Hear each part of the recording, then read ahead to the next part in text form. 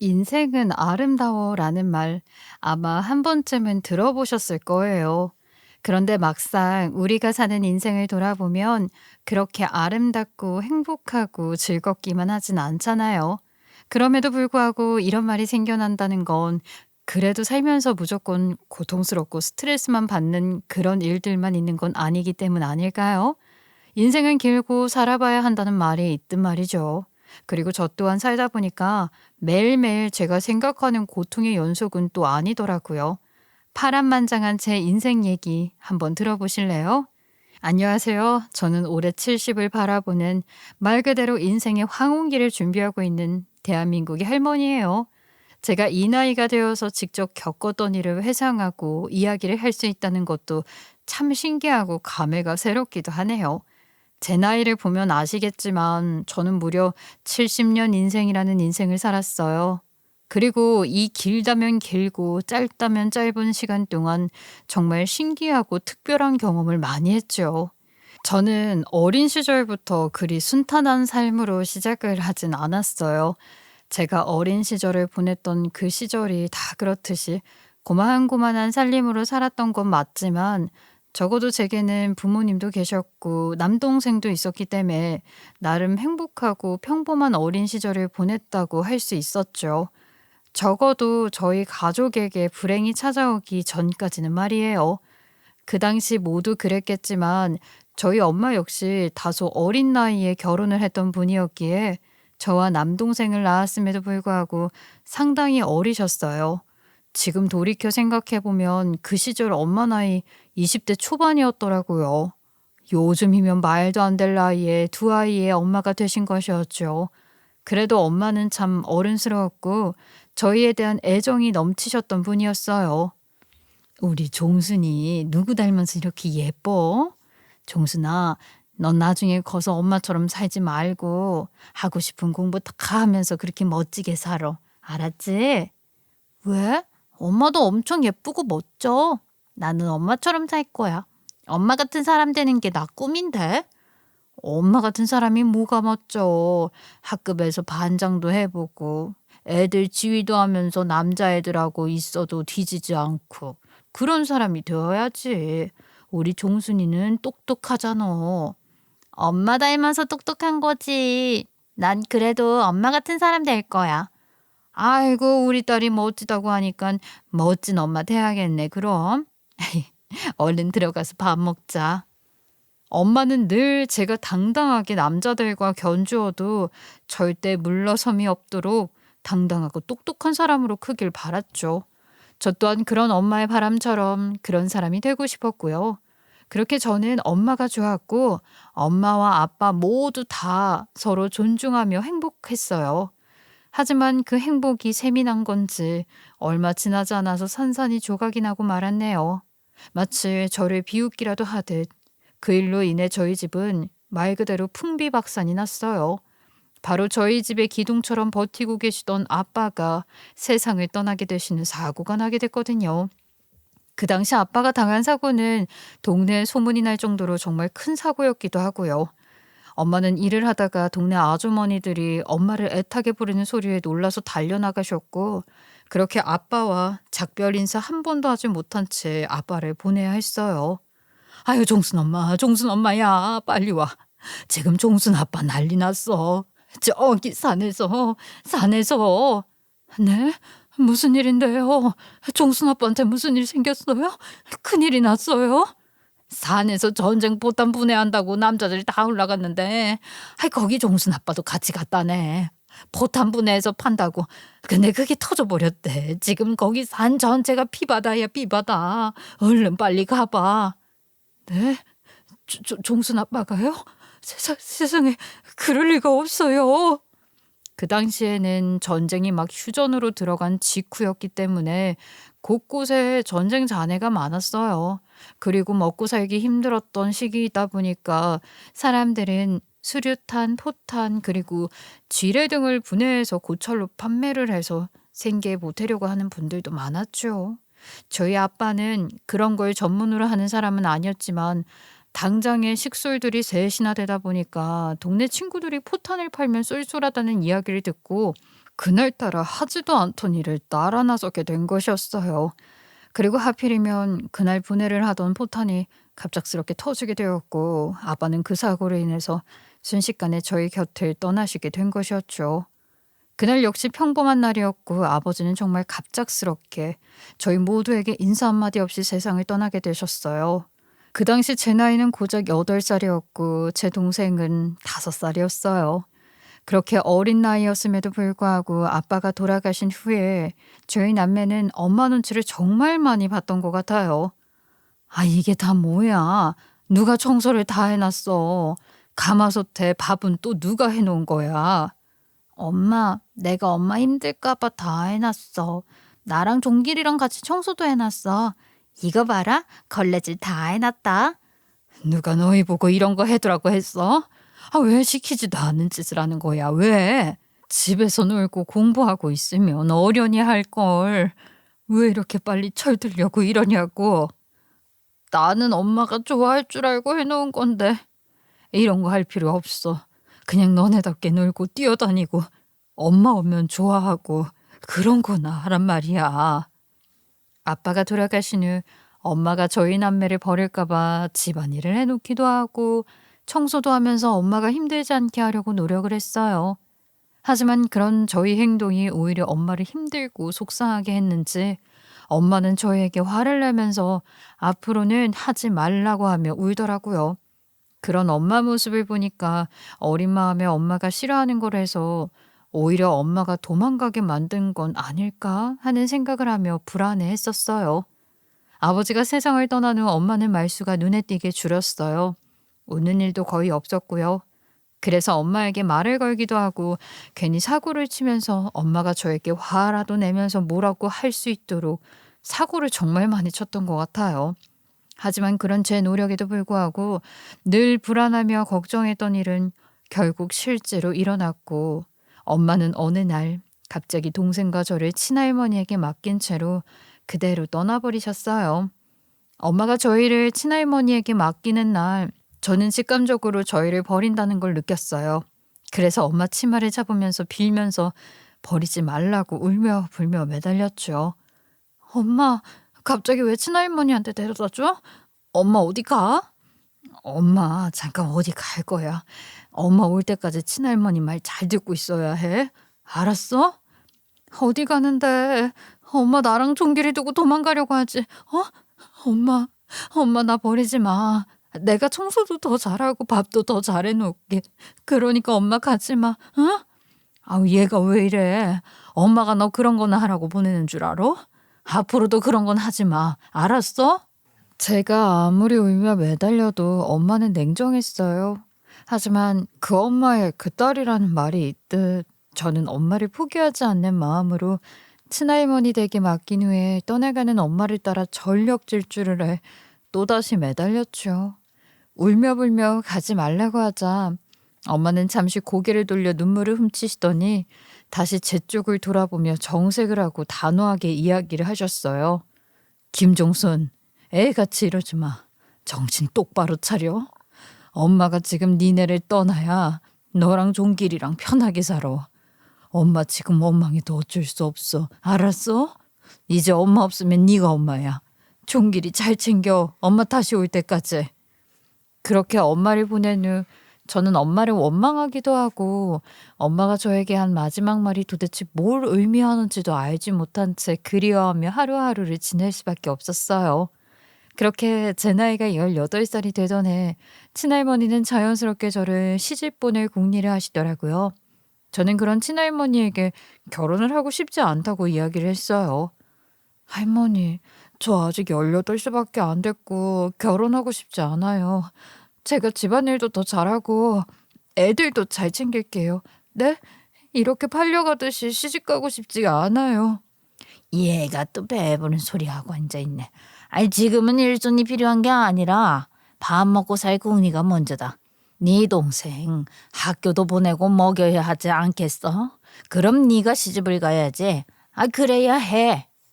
친할머니는 제가 거절할 수 없는 동생 이야기를 꺼내면서 단호하게 이야기를 하셨어요.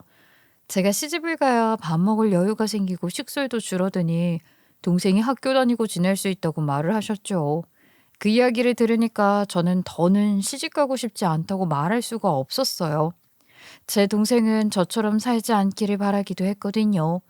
그래서 저는 그렇게 꽃다운 나이인 18살에 가고 싶지 않은 시집을 떠밀리듯 가게 되었어요. 그리고 그렇게 시작된 악연이 바로 남편과의 인연 시작이었죠. 부모복도 없는 제가 남편 복이 있을 리는 만무했지만 남편은 생각했던 것보다 더 별로인 사람이었어요. 엄청난 고집불통의 독불장군 같은 사람이었거든요.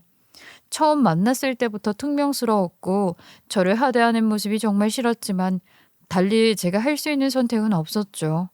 그렇게 결혼 생활을 시작했고 저에게는 지옥문이 열리는 것과 다름이 없었네요. 남편과의 결혼 생활은 모두가 다 예견을 하듯 행복하지 않았어요. 그 시대의 결혼 역시 돈을 주면서 팔리듯 하는 경우도 많았는데 제가 딱 그런 케이스였고 남편은 마치 돈을 주고 노예를 고용하듯 저를 하대하고 부려먹기 바빴거든요. 어린 시절부터 엄마에게 주체적인 삶을 살고 하고 싶은 말은 참지 말고 하며 살라고 가르침을 받았던 저에게 남편은 정말 상극인 사람이었고 행복하지도 않았어요. 그래도 남편과의 결혼 생활을 버티고 또 버틸 수 있었던 건 남편으로서는 영광이었던 남편에게 유일한 장점인 경제력 때문이었어요. 남편의 유일한 장점이자 결혼 생활을 유지하는 이유 중 하나는 바로 생활력 때문이었죠. 남편은 본래 장사를 하던 사람이었는데 수완이 워낙 좋은 사람이라 결혼 당시 형편 역시 그리 나쁘지 않았어요. 그래도 그때와 비교를 하더라도 결혼 후에 정말 빠른 속도로 형편이 넉넉해졌거든요. 그래서 매달 저희 집에 동생이 살 수 있도록 생활비를 주는 일도 가능했기 때문에 그것 때문에 버틸 수 있었어요. 뭐 그렇다고 해서 남편 형편이 좋아진 것뿐 제 형편이 좋아졌다고 할 수는 없었죠. 워낙 돈을 잘 버는 사람임에도 불구하고 구두쇠였어요. 저에게 돈을 쓰는 것도 아까워하던 사람이었으니까요. 오늘 시장 좀 보게 돈 좀 줘요. 벌써? 저번 주에 준 돈은 다 써서 또 달라고 하는 거야? 요즘 씀씀이가 왜 이렇게 해퍼? 그때 준 돈이 여태 어떻게 있어요. 시장 보고 또 애 육성회비도 내고 당연히 모자라죠. 저거 씀씀이가 너무 크네. 앞으로는 반찬 하나 살 때마다 보고하고 사. 알았어? 당신은 나를 너무 무시해요. 솔직히 당신 얼마 버는지도 모르고 이렇게 무시하는 게 맞아요? 내가 벌지 네가 벌어? 잔말 말고 주는 돈에서 살림이나 똑바로 잘해. 알았어? 남편은 돈을 쥐고 있으면서 저에게 공개할 마음이 전혀 없이 생활비에 있어서도 그때그때 받아쓰게 하며 체크를 하는 식이었어요. 그러니 남편이 아무리 많이 벌고 부자라고 하더라도 저에게 그리 큰 의미로 다가오진 않았죠. 제 일거수일투족을 남편에게 감독받으며 돈 관리까지 받아가며 하는 결혼 생활이 당연히 행복할 리는 없었어요. 그런데 그것도 모자라 자신이 경제력이 있다는 이유 하나로 남편은 늘 큰 소리로 저를 나무랐고요. 깔보면서 욕까지 하는 상황이었으니 말 다 했죠. 제 결혼 생활은 요즘 말로 하면 당장 이혼을 해도 이상하지 않을 그런 상황이었어요. 그럼에도 불구하고 그 시절 이혼은 절대 해서는 안 되는 일이었고요. 그렇기에 꾹 참으면서 결혼 생활을 했죠.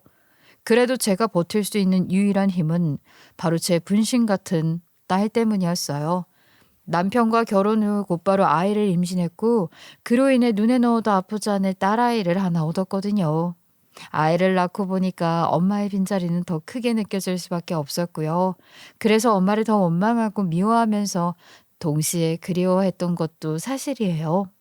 그러던 어느 날 아이가 갑자기 고열에 시달리는 일이 생겼고 밤새 뒤척이며 울면서 잠을 자지 못하는 아이가 걱정스러워 그날 아침에 동이 트자마자 장사를 하는 남편에게 아이를 데리고 급하게 갔어요. 여보, 장사 잠깐 탔고 육순이 의원 좀 같이 가자. 애가 밤새 열이 나는데 떨어지지를 않아. 너무 불안하고 저 차 있으니까 좀 태워서 가줘요. 애가 잘하다 보면은 아플 수도 있지. 또 그런 걸로 유난을 떨어. 집구석에서 애 아픈 거 관리 하나 못하고 뭐 했어? 또 돈 들어가게 생겼네. 거참 꼭 병원에 가야겠냐? 하여튼 돈 먹는 아마가 따로 없다니까. 에휴, 이놈의 쥐구석. 남편은 자신의 자식이 아프다고 하는데도 오히려 돈 들어갈 생각에 짜증부터 내면서 저에게 욕을 해대더라고요. 한시가 급한데 병원에 동행해 줄 생각은 하지 않고 욕만 퍼붓는 남편을 보면서 애초에 같이 가줄 것 같다는 희망은 없었지만 그래도 역시 그렇구나 싶더라고요. 그런 남편을 바라보면서 마냥 가줄 것을 기다리기에는 애 상태가 좋지 않았고요. 결국 혼자서 아이를 데리고 병원으로 가기로 결심을 했죠. 조금 외곽 지역에 살고 있었기 때문에 아이를 안고 의원까지는 2시간 정도를 꼬박 걸어가야 했어요. 하지만 아픈 애를 두고 가지 않고 포기를 해서는 안 될 것 같았고, 저는 엄청 추운 겨울 아이를 꽁꽁 싸맨 후에 병원으로 걸어갔어요.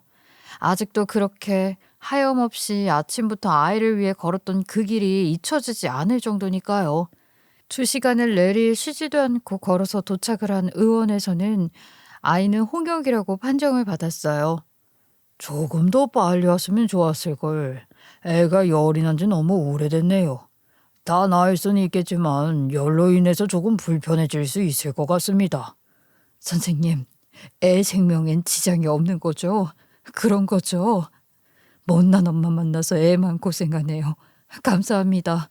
애 아프지 않게만 부탁드려요. 아이는 고열로 너무 오랜 시간을 버틴 결과 다리가 약간 절어지는 장애를 얻게 되었어요. 결국 엄마라는 사람이 자식이 아픈 걸 제대로 치료도 해주지 못해서 앞으로 불편한 삶을 살게 만들었다는 죄책감과 그래도 자기 자식인데 함께 와주지 않은 남편에 대한 원망, 그리고 제 신세가 너무 속상하고 서러워서 의사와의 대화 후에 잠시 의원 밖으로 나와 쪼그리고 앉아 울고 있었어요. 아이 앞에서 울 수는 없었으니까요. 그런데 그 순간 누군가 저를 알아봤는지 이름을 부르면서 말을 거는 게 아니겠어요?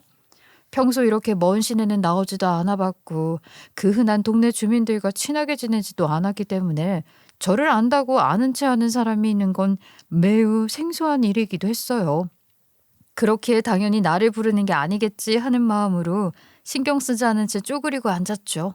그런데 그런 저를 다시 확인이라도 하듯 어깨를 잡고 직접 제 이름을 부르더라고요. 놀란 마음에 고개를 들고 저를 부른 사람을 쳐다봤는데 저는 그대로 굳을 수밖에 없었어요. 종순아, 너 종순이 맞지? 어머나 세상에, 이렇게 컸네. 다 컸는데도 한 번에 알아보겠네. 너 여기서 왜 이러고 있어? 어? 이 근처에 사니? 너 무슨 일 있어? 엄마? 엄마 맞아? 왜 엄마가 여기 있어? 그렇게 연락도 없이 지내던 사람이 나를 왜 부르고 그래? 원수는 외나무 다리에서 만난다는 말이 맞듯 엄마가 하필이면 애 때문에 울면서 속상해하는 이 순간 저를 아는 척하며 만난다는 건 상상도 하지 못했고요. 또 원하지 않는 타이밍이고 하면서 마음이 참 복잡하더라고요.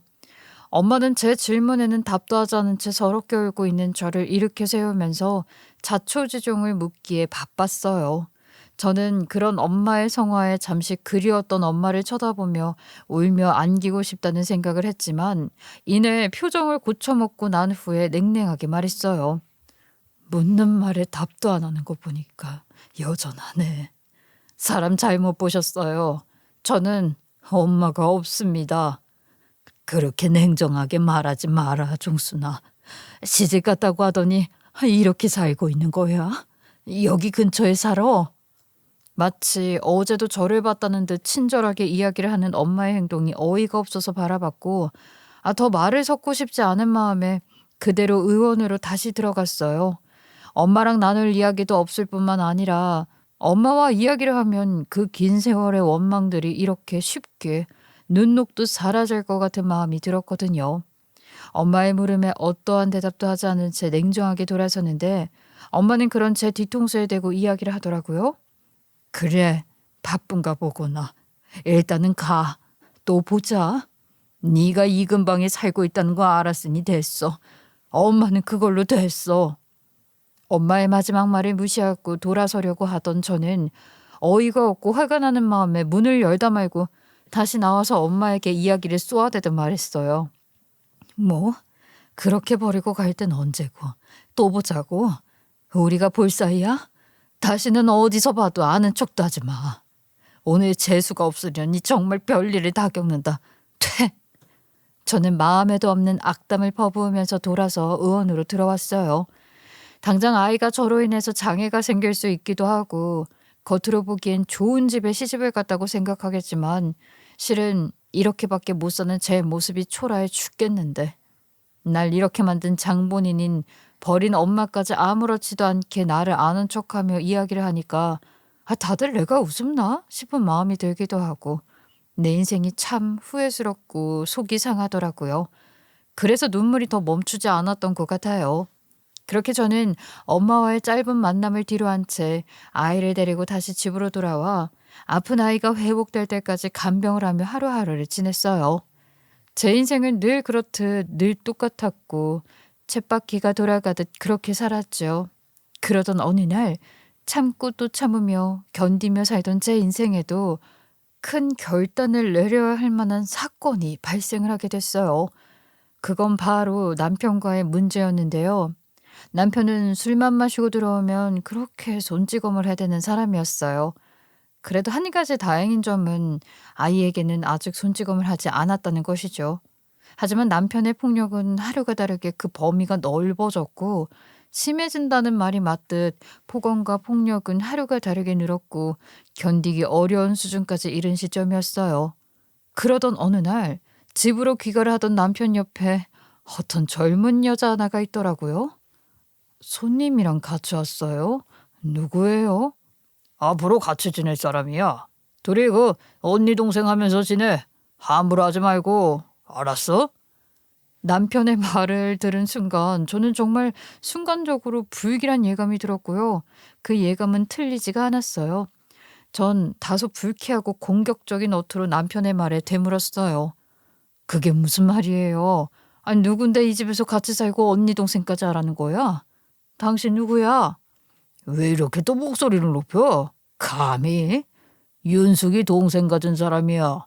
우리 집 장남 낳을 사람이니까 딸밖에 못 낳은 너가 함부로 할 사람이 아니라고. 알았어? 남편의 말에 저는 온몸에 힘이 다 빠지는 기분이었네요. 그렇게 저를 함부로 대하면서 하대한 것도 모자라 밖에서 저 모르게 외도를 했던 것이었으니까요. 그냥 바람을 피우는 것으로 마무리가 되면 참 좋았을 텐데 그것도 모자라 바람이 난 여자 사이에서 애까지 만들어서 말 그대로 첩이 된 여자를 데리고 와 함께 지내라는 말도 안 되는 소리를 한 것이었어요. 그동안 남편의 막무가내 행동까지는 모두 다 이해를 할 수 있었다고 하더라도 이제 하다하다 첩까지 들여가면서 저를 모욕하는 이 상황은 견딜 수가 없겠더라고요. 지금 내가 본처인데 무슨 첩을 데리고 와서 사이좋게 지내란 말이 나와요? 지금 제정신이냐고. 그러면 뭐 다 내 돈으로 사는 집이고 너도 내 돈으로 살면서 뭐 못할 건 뭐야. 아들도 못 낳는 네가 할 말이 있어? 이거는 아니야. 내가 다른 건 다 참아도 이런 모욕은 못 참아요. 우리 이혼해요. 이혼하고 이 여자랑 둘이 살든지 말든지 알아서 하라고. 뭐? 그 터진 입이라고 지금 당연한 줄 알지? 이혼? 미친 거 아니야? 집구석 망칠 일 있어? 이 옆엔 내가 뜨신 밥 먹고 뜨신 데서 자게 해줬더니 쳐돌았나? 제 말을 듣고 난 남편은 갑자기 눈빛이 변하더니 이성을 잃는 것 같더라고요. 그 당시 이혼은 말도 안 되는 일이기도 했고 이혼을 한다는 건 마치 집안의 수치와 같은 느낌이 드는 수준이었거든요. 수박을 맞는 것과 다름이 없기도 하고요. 그러니 제 이혼 요구에 남편은 어이가 없을 수밖에 없었고 그 말을 듣자마자 화가 머리 끝까지 나면서 이성을 잃었던 것 같더라고요. 그 시절 이혼이 어떤 의미인지 저 역시 모르는 건 아니었어요. 하지만요, 제가 남편에게 무시당하고 하대받으면서 사는 한이 있어도 한 집에 첩을 두면서 함께 살 만큼의 인내심이 있는 사람은 아니었거든요. 그렇기에 차라리 이혼을 하고 신세를 망치는 한이 있더라도 이혼을 해야겠다고 생각했어요. 어차피 이러나 저러나 콩가루 집안이 되는 건 맞는 상황이라면 내가 좀 더 편하게 살 수 있는 방법이 맞다고 생각했고요. 그래서 저는 이혼 요구를 아주 또렷하고 그리고 제대로 했어요. 나는 당신 같은 남봉꾼이랑은 도저히 못 살겠어. 이혼해줘. 그리고 툭 하면 패고 폐약 뿌리고 무시하고. 나 그거 다 참았어. 근데 나보고 이제 첩까지 보면서 뒷바라지하고 살라는 거야? 어? 나 그렇게는 못해. 내가 나갈게. 그러니까 이혼하고 둘이 살아. 뭐라고? 이게 진짜 이제는 미친 건가? 네가 감히 이혼을 입에 담는다고? 네가 우리 집 구석을 망치고 싶어서 환장했구나. 야, 망하려면 너나 망해. 차라리 네가 나가서 죽어. 야반 도주를 하던가. 어디서 이혼 타령이야? 남편은 제 말에 화가 나는지 눈빛이 돌변해 소리를 지르면서 악을 쓰고 저에게 화를 내더라고요. 저 또한 그 당시에는 무슨 용기가 샘솟았는지 남편의 분노에도 주눅들지 않고 따박따박 할 말 했어요. 왜? 왜 나는 이렇게 무시를 당하고 살아야 해? 내가 당신 소유물이야? 당신 집 가정부야? 이렇게는 못 산다고. 그냥 깨끗하게 이혼해주고 내가 소방 맞은 여자면서 살겠다고 이 미친 인간아. 제가 아글아글 쓰듯 소리를 지르는 모습을 보자마자 남편은 마지막 남은 이성의 끈이 모두 다 끊어지는 듯 보였고요. 제 말이 다 끝이 나자마자 저에게 늘 그렇듯 달려들어 손을 올리기 시작했어요. 이것도 자주 당해보면 좀 스킬이라는 게 생기는지 저는 남편이 손을 올리는 타이밍을 읽었고요. 많이 다치지 않으려고 저도 모르게 몸을 숙이면서 보호를 했어요. 평소처럼 한두 대 정도 손을 올린 후에 마무리가 될 줄 알았는데 남편의 분노의 수준이 그렇지 못했나 보더라고요.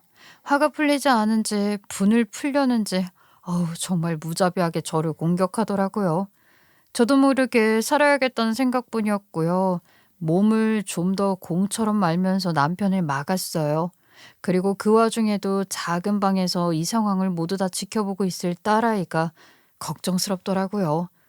제가 이렇게 당한다고 하더라도 딸아이는 당하면 안 된다는 생각이 제 머리에 맴돌았고 계속 방 쪽을 쳐다보면서 일부러 아이가 있는 방과 먼 곳으로 이동을 하면서 남편의 손을 막았어요.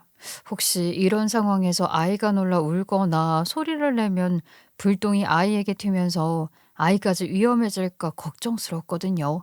그런 제 생각도 모르는지 남편은 계속해 저를 공격했고 이런 상황이 지속되다 보니까 저 또한 피해야겠다는 생각이 먼저 들더라고요. 이에 더는 안 되겠다 싶은 마음에 저항을 하려고 하는데 그 당시 젊은 남편을 힘으로 당해낼 재주가 없겠더라고요.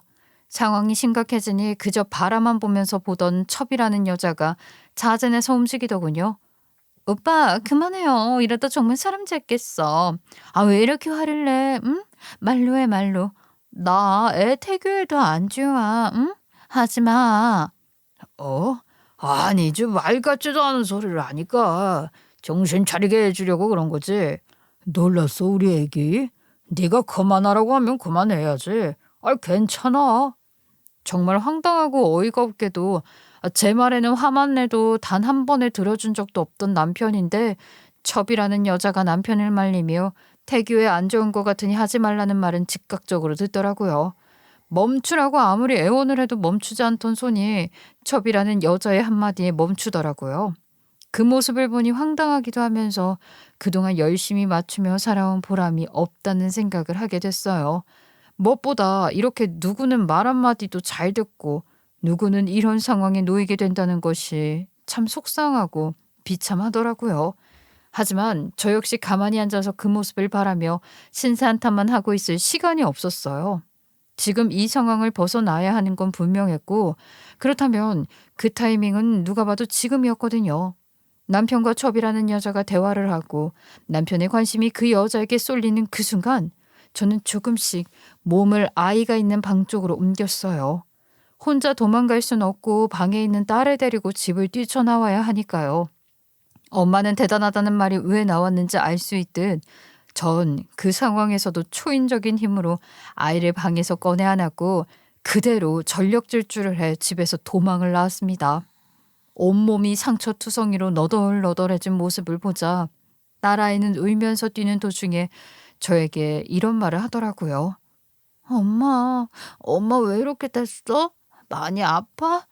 엄마, 아빠가 그랬어? 아니야. 엄마 하나도 안 아파. 그냥 상처가 좀 큰 거지 아프지는 않아. 엄마랑 얼른 가자. 아빠한테 잡히면 큰일 나. 알지? 아빠가 어떤 사람인지? 알아. 그래서 아까도 무서웠어. 그래도 소리 안 지르고 울지도 않고 잘했네. 엄마가 보낸 텔레파시 읽은 거지? 응. 엄마가 그럴 때는 소리도 내지 말고 나오지도 말라고 했잖아. 그래서 엄마 올 때까지 기다렸어. 아이고, 잘했네. 우리 딸 똑똑해. 얼른 가자. 여기 벗어나면 조금 편해질 거야. 힘들면 일로 와 엄마한테 업혀. 자, 얼른. 딸과의 짧은 대화를 끝으로 저는 걸을 수 없는 수준의 몸을 초인적인 힘으로 이끌면서 아이와 도망을 쳤어요. 지금 이곳을 도망가지 않으면 남편에게 잡히게 될 것이고 그러면 또다시 지옥문이 열리게 될 것이라는 건 뻔했거든요. 특히 딸아이까지 위험해질 수 있다는 불안감은 제가 아픈 몸을 이끌고 도망을 가기 충분한 이유였죠. 그렇게 아이를 데리고 한참을 정신없이 달리고 또 달렸어요. 물론 쉬고 싶은 마음이 들 법도 했지만 동네를 벗어나야 한다는 생각으로 몇 시간을 걷고 또 걸었고 이제 더는 따라올 수 없다는 판단이 들 정도에 이르자 초인적인 힘도 다 끝이 났는지 그대로 주저앉아서 잠시 쉬면서 딸아이를 꼭 안았죠.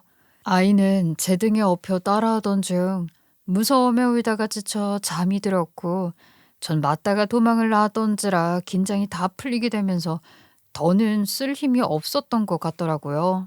그렇게 안도의 마음으로 길바닥에 앉자마자 저도 모르는 순간 정신을 잃었던 것 같더라고요. 제가 기억을 했던 시간은 늦은 저녁이었는데 어디서 어떻게 정신을 잃게 된 것인지도 모르겠더라고요. 그렇게 정신을 잃어버린 제가 정신이 들어 깨어났을 때는 병원이었어요. 아마 누군가 제가 쓰러진 모습을 보고 병원으로 이송을 해주신 것 같더라고요. 여기가 어디예요? 저 언제부터 여기 있었나요? 혹시 저랑 같이 있던 아이 하나 못 봤나요? 어딨나요, 우리 애? 아, 아이도 같이 링거 맞으면서 휴식 취하고 있어요. 걱정 안 하셔도 돼요. 그래요? 아니, 근데 누가 저를 여기로 데리고 와줬어요?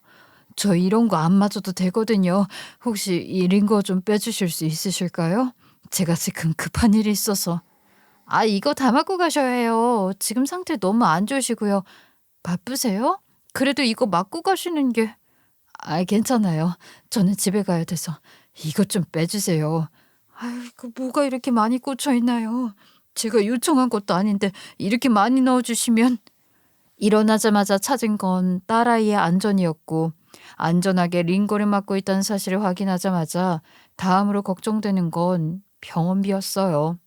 당장 몸만 나왔기 때문에 돈이 단 1원도 없는 상태에서 이 링거까지 맞고 있으니까 병원비를 모두 다 낼 자신이 없었거든요.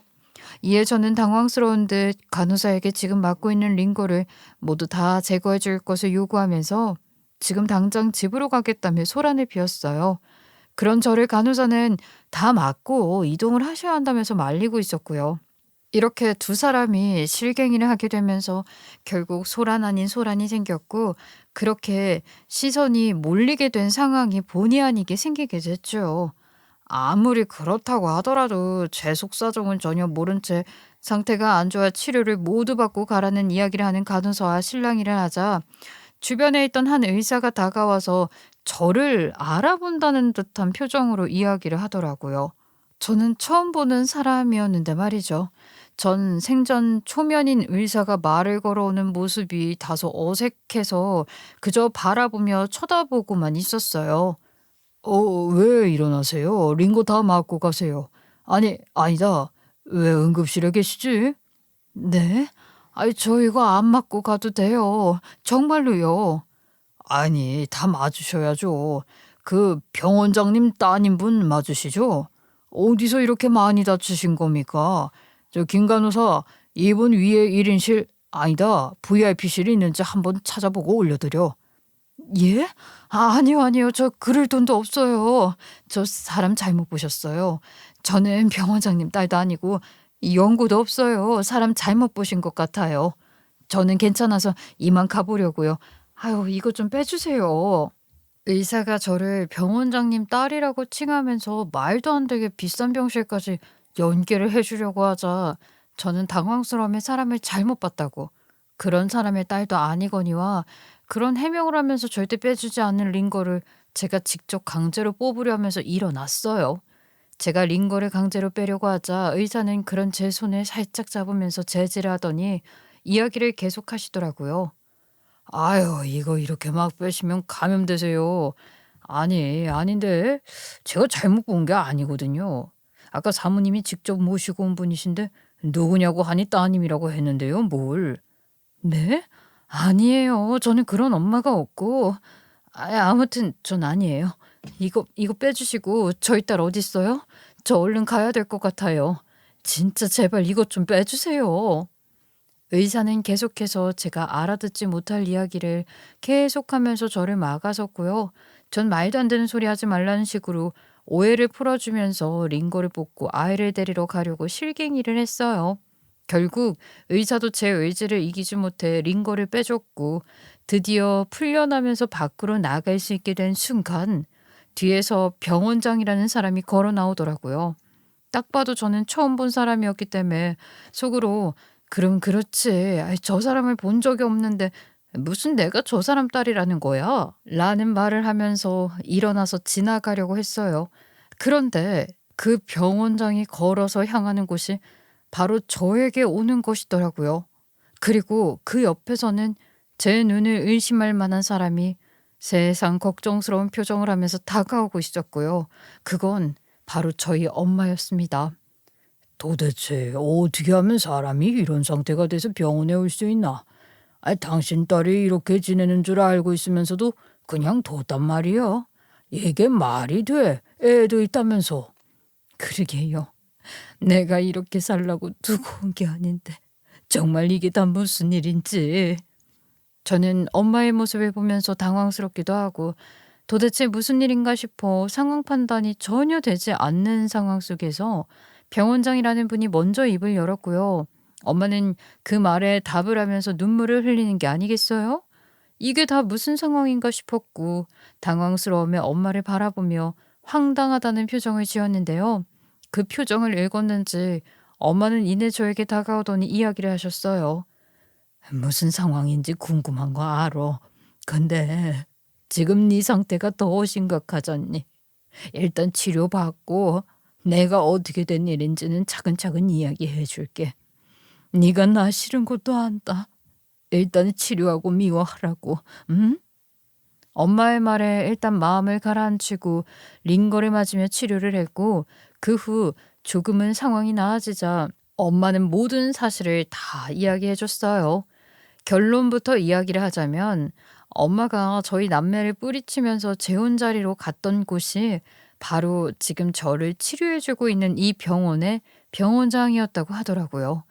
엄마도 당시에 아빠가 돌아가신 후 저희를 두고 간다는 것이 영 눈에 밟혔고 쉽지 않았지만 이제 막 크고 있는 저와 동생을 보면 무슨 수를 써서라도 저희가 먹고 살 수 있게 해줘야 한다고 생각을 했다고 하더라고요. 그래서 매달리면서 가지 말라는 제 부탁도 냉정하게 뿌리치면서 떠나신 것이었고요. 그때 네가 내 치마 자락을 잡고 울며 불며 잡는데 엄마 마음도 얼마나 찢어졌는지 모르지. 그런데 어쩌겠어. 당장 아빠는 없고 너희는 먹여 살려야 하는데 그래서 선택한 게 재혼이었고 너네 하나 잘 먹여 살린다는 마음으로 간 거였다. 근데 이게 다 뭐니? 엄마가 그렇게 가고 나서도 나랑 동생은 그렇게 행복하게 유복하게 크지 못했어. 할머니는 매일 나한테 일 시켰고 결국 돈 없다면서 팔아버리듯 저런 놈한테 시집을 보냈잖아. 그래서 내가 이렇게 살고 있고. 엄마는 제 이야기를 들으면서 화가 나는지 주먹을 꼭 쥐면서 이야기를 듣더라고요. 사실 친할머니에게도 저희를 맡기는 대신에 엄마가 재혼 자리로 간 후 매달 생활비를 주면서 저희를 부탁한다고 했었다고 하더라고요.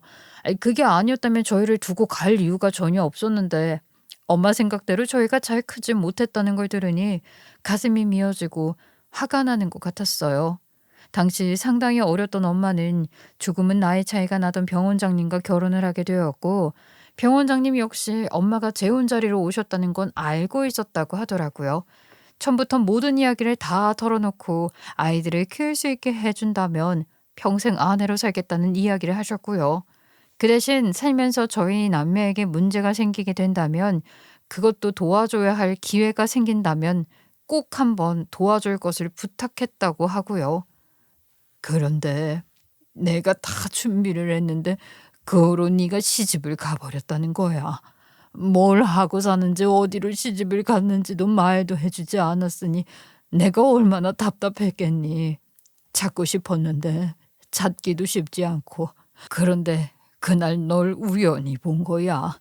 그래서 그날부터 그 근방에 가면 널 한 번 더 볼까 하고 갔었는데, 아니 그날 쓰러진 너를 내가 발견하게 된 거고, 하늘이 도와지 정말. 이제라도 제대로 된 애미 노릇을 하라고 하는 건지 뭔지. 우연이라고 해도 믿기가 쉽지 않겠지만, 그날 이후 엄마는 저를 또 만날까 의원 근처 시내를 돌아다니셨고, 그러던 중에 쓰러져 있는 저를 발견하게 된 것이라고 하더라고요. 그저 자신에 대한 원망만 가득했던 저에게 그 어떤 것도 설명하지 않았던 이유는, 시간이 지나면 모든 이야기를 들으면 충분히 오해를 풀 수 있다고 생각했기 때문이라며 이야기를 해줬어요. 내가 조금만 더 기다리라고, 너네 잘 살게 해주겠다고 했던 선택이 결국 너를 이렇게 힘들게 만들었구나. 엄마가 너한테 면목이 하나도 없다. 엄마는 결국 제가 이렇게 만신창이로 길에 쓰러지게 된 것도 엄마의 짧은 생각으로 제가 고생을 하게 되었다는 생각을 하셨는지 눈물을 흘리면서 우시더라고요. 저는 그런 엄마의 이야기를 들으니 오히려 마음이 좀 안정이 되었어요. 엄마가 정말 저와 동생을 버리고 떠나버렸다고 생각을 하면 견딜 수 없이 힘들었는데, 그게 아니라 저희를 위해서 한 선택이었음을 알게 되었으니까요. 그렇다고 하더라도 너무 오랜 시간 떨어져 지낸 엄마와 아무렇지도 않게 이야기를 하기에는 좀 어렵더라고요. 그래서 저는 우는 엄마를 바라보면서 어떤 이야기도 할 수가 없었어요. 그래도 한 가지 다행인 건 이제라도 엄마의 마음을 알게 되었다는 것이었죠. 그동안 엄마가 정말로 저희를 버렸다고 생각했던 지난 날들이 떠올리면 가슴이 사무칠 정도로 힘들었거든요. 그래서 원망도 많이 했고요. 하지만 이 모든 것들이 결국 저희를 위한 선택이었고, 그 사실을 모두 다 알게 되자 엄마를 원망하고 미워했던 날들이 오히려 미안해지더라고요. 엄마는 엄마 나름대로 벌을 받으면서 힘들게 지내셨을 것이 분명하니까요. 그리고 한 가지 더 놀라웠던 점은, 친할머니에게 저희를 보내면서 돈을 주셨고, 그렇게 저희를 잘 키워달라며 부탁까지 했다는 사실이었어요. 그동안 친할머니가 저희에게 내색도 하지 않고 돈이 없다는 식으로 구박만 했던 터라 이 사실은 좀 놀랍기도 하고 어이가 없기도 하더라고요. 병원장님 역시 옆에서 저희 이야기를 듣더니 이야기를 하시더라고요. 그동안 잘 살고만 있다고 생각했지. 이렇게 힘들게 지내고 있을 것이라고는 생각도 못했어. 게다가 이렇게 최악의 상황일 줄은 더더욱. 이제라도 너와 네 동생을 지켜줄 테니까 걱정하지 말아라. 그날 이후 제 인생은 정말 드라마에서나 나올 것 같이 변하게 되었어요. 그 당시 엄마가 매달 일정한 금액을 친할머니에게 보태기 위해서 재혼을 한 사람은 상당히 똑똑하고 좋은 사람이었는데요. 결국 지금은 그 분야에서 꽤 높은 자리를 차지한 병원장님이 된 분이었죠. 그분의 능력을 정말 제대로 느낄 수 있는 상황들로 변하게 되었으니까요. 그렇게 남편에게 당하고 친할머니에게 당하고 난 후 어떤 복수도 할 수 없을 것 같은 제 앞날에도 새롭게 길이 열리는 것 같은 기분이 들었달까요? 남편에게 맞고 난 후 병원으로 실려온 저를 치료하면서 누가 봐도 가해자로 인한 상처라는 사실을 전문가인 의사가 직접 확인을 할 수 있었죠. 이에 의사는 그대로 넘길 수 없는 몸의 상태라는 걸 이야기하면서 이를 토대로 진단서 및 소견서를 작성해 줬고요. 이를 토대로 해서 그 시대에는 아주 이례적으로 이혼을 할 수 있는 증거를 내밀게 되었어요. 남편은 처음에는 제가 내민 진단서와 소견서를 받아들고는 어이가 없는 듯 저에게 되려 화를 냈죠. 뭐 원래 막무가내이고 워낙 답도 없는 인간이다 보니까 어느 정도 반응을 예상하긴 했어요. 이게 뭐야? 야, 너 능력 좋다. 곳에 병원 가서 진단서 나부랭이를 떼왔냐? 그래서 뭐 어느 옆에나 말 안 들으면 손도 좀 타고 그러는 거지. 누가 보면 되게 귀한 집 만화님 나신 줄 알겠네. 남편과의 대화가 전혀 통하지 않을 것 같은 생각이 들자 결국 병원장님과 엄마가 나서기로 했고 말 그대로 돈의 힘이 뭔지 권력의 힘이 뭔지 알려주게 되니 약간 강약이던 남편은 그대로 찍소리 한 번을 하지 못한 채 꼬리를 내렸다고 하더라고요. 그동안 저런 인간을 남편이라고 믿으면서 살아온 제가 다 바보 같은 느낌이었어요. 당시에는 이혼을 한다고 떠들썩하게 소송을 하는 문화가 아니었기 때문에 그렇게 조용히 남편과 부부관계 정리를 했어요. 앞으로 소박을 맞은 여자라고 손가락질을 당한다고 하더라도 남편과의 결혼 생활보다는 나을 것 같더라고요. 절대 안 될 것 같던 이혼이 순조롭게 이루어지니 뭔가 속이 다 시원하고 기분이 이상했어요. 다만 이혼을 하는 과정에서 마음에 걸리는 게 하나 있었죠. 바로 딸이었어요. 앞으로 우리 윤숙이는 찾지도 말고 찾아오지도 마. 인생에서 사라지는 걸로 해. 나한테도 연락하지 말고. 안 그러면 나 이 진단서 가지고 당신 고소하고 제대로 해볼 테니까. 알았어? 그래서 남편이 저에게 한 짓들을 모두 모아 문서화시킨 것들을 토대로 딸아이를 찾아오거나 저를 또 찾아온다면 문제 삼겠다고 협박 아닌 협박을 했어요. 다행히 남편은 순순히 받아들였고요. 그렇게 제 고통스러운 결혼 생활이 모두 깔끔하게 정리가 되었네요. 다들 남동생에 대해 궁금해하실 것 같은데 남동생도 제가 맞고 사는 걸 몰랐던 터라 이런 사실들을 알게 되자 속이 상한지 지금이라도 남편에게 가져면서 화를 냈어요. 그렇게 화를 내주니까 저도 모르게 든든한 마음이 들더라고요. 물론 이 과정에서 엄마를 다시 만나게 된 계기와 함께 속의 뜻까지 알게 되면서 동생 역시 눈물을 흘리며 회포를 풀었고요. 시간이 흘렀다고 해도 사실 엄마에 대한 그리움이 저희 남매에게는 완벽하게 사라지지 않았기 때문에 이제라도 엄마를 다시 찾아 부르면서 살 수 있다는 사실이 저희에게는 살아갈 원동력 같이 느껴졌어요. 그 과정에서 동생의 현 상황을 들으면서 엄마는 잔뜩 화가 나셨고요. 할머니가 학교 갈 돈 없다고 군대 가기 전까지 일하라고 해서 고등학교 졸업하자마자 공장 다니고 있었어. 그래도 고등학교까지 나온 게 다행이지 뭐. 뭐? 내가 어떻게 했는데 그 돈을 다 어째고 너네를 이렇게 함부로 키운 거야. 엄마가 네 할머니 한번 만나봐야겠다. 이대로는 못 넘겨. 동생마저 학교를 제대로 다니지 못하고 공장에서 일을 한다는 이야기를 들으니 직접 친할머니를 만나서 이야기를 해봐야 한다면서 엄마는 친할머니를 만나러 직접 갔어요. 그리고 친할머니는 저희가 함께 있는 상황에서도 엄마의 물음에 오히려 당당하다는 듯 적반하장의 태도로 나오셨고요. 제가 아는 친할머니의 원래 모습이기도 했기에 저는 그리 그닥 놀라진 않았어요. 얘 봐라. 응? 애들 버리고 새 시집 갔냐니. 뭐가 잘나다고 이런 얘기를 해. 애들을 거저 키우는 줄 알아? 네가 준 그건 뭐 얼마나 된다고 유세야 유세는. 지금 이렇게 잘 키워놨으면 오히려 감사해야지. 어머니는 아시잖아요. 제가 왜 그런 선택을 했는지. 그럼 애들은 잘 키워주셨어야 하는 거 아니에요? 참네. 네가 내 아들 잡아먹은 건 그러면 어떻게 보상하고 내 아들 잡아먹은 주제에 어디서 큰 소리를 찍찍해대. 제가 바보 같았네요. 이제 알았고요. 저는 이제 애들 제가 직접 케어할 테니까 정말 인연 끊도록 하죠. 앞으로 집에 지원하는 건 없을 거예요. 찾아올 일도 없고요. 엄마는 할머니의 태도에 화가 나셨는지 이제 더는 지원도 하지 않고 인연도 끊겠다는 선언을 하셨어요. 친할머니는 그런 엄마의 말에 더 화를 내면서 누가 너 같은 거랑 연 유지하면서 살고 싶다고 했냐 하면서 화를 내셨고요.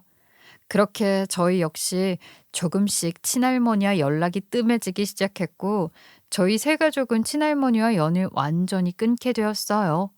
그 후 친할머니는 생활이 힘들어질 때면 남동생과 저에게 연락을 해서 생활고를 이야기하며 돈을 달라고 요구했어요.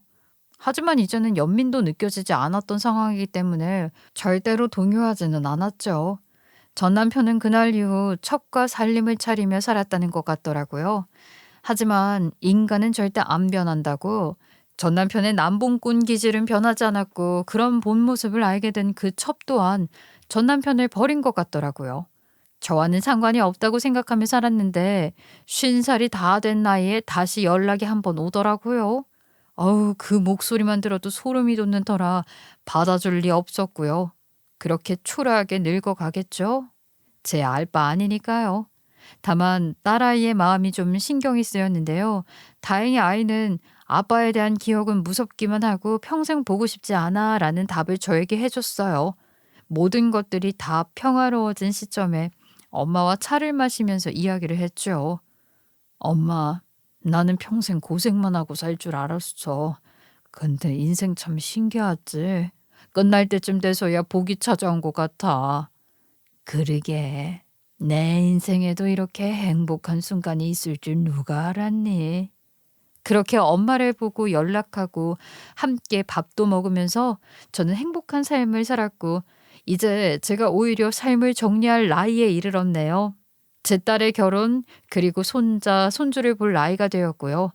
그런데도 저는 지금도 엄마와의 재회, 그리고 제 파란만장했던 삶을 생각하면 어제같이 생생하기도 해요. 친정엄마는 지금은 먼 길을 떠나셨어요. 그래도 돌아가시는 그 순간까지 저와 동생의 배웅을 받으며 끝내 마감을 하실 수 있었기 때문에 후회 없는 삶이었다고 이야기를 하시며 웃으며 눈을 감으셨고요. 저 또한 엄마를 다시 만나게 되면서 누구보다 행복했고 감사했다고 이야기를 드렸고요. 그래서 더는 후회가 없었어요. 이제는 제가 엄마로부터 받은 사랑을 우리 아이들에게 나눠주면서 남은 생을 더 열심히 살아보려고 합니다. 제 이야기를 듣고 한 채 앞을 모르는 인생을 포기하지 말고 좋은 날을 기다리면서 열심히 살아나가길 바라요. 이야기 들어주셔서 감사합니다.